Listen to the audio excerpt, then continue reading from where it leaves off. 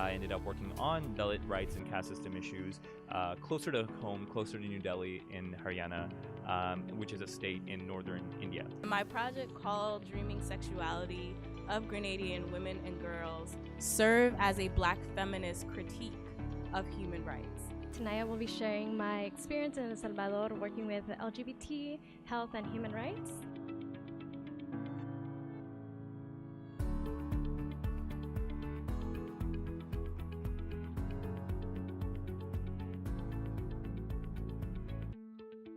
My proposal for the Gallatin Human Rights Fellowship centered on the humanitarian crisis fueled by the war in Syria. This summer, I was privileged enough to spend the summer in Berlin, the capital of Germany, working on refugee and migrant rights. There, I worked with Borderline Europe, which is a human rights NGO based in Berlin. Their motto is Menschenrechte ohne Grenzen, which means human rights without borders.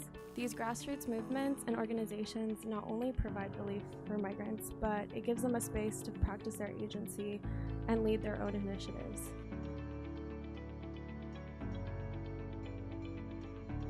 Alison and I initially proposed to study gentrification, but we soon became aware of the fact that gentrification is in fact a tiny little component of this wonderful thing called right to the city. The right to the city gives people the freedom to participate democratically in urban development such that the needs of everyone in the community are met.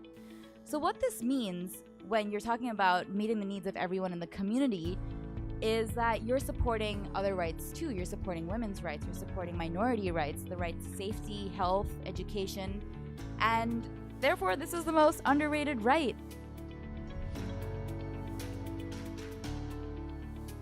What things come to your mind when you hear the word human rights? It's about a bright future where all human beings are born free and equal in rights and dignities. The project is a cooperation with an NGO called China Labor Watch. Their strategy on human rights advocacy is that they send undercover investigators into the factories all over China to learn about living conditions, wages, and various violations of labor rights.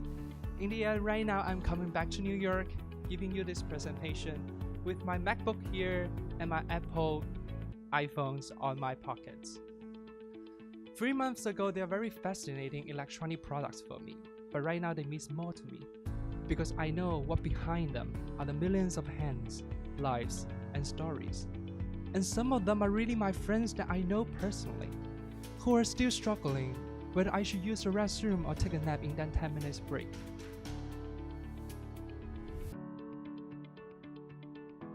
A lot of my work really in the country was just sitting with domestic workers and getting to know them and getting to know their community. And you know, from the discourse from the idea of discourse, and I think we've talked about this, you know, before, but you know, it's important to go beyond the narrative of a domestic worker as someone who's just only worthy of like pity or someone feeling guilty for them. And a lot of the mainstream media shows that. How many articles have you seen of domestic workers just as, you know, this worker in Saudi Arabia, she's been, you know, abused and that sort of thing. And I will say that that does happen, but you have this entirely different narrative that domestic workers are still celebrating life and they're still living their lives.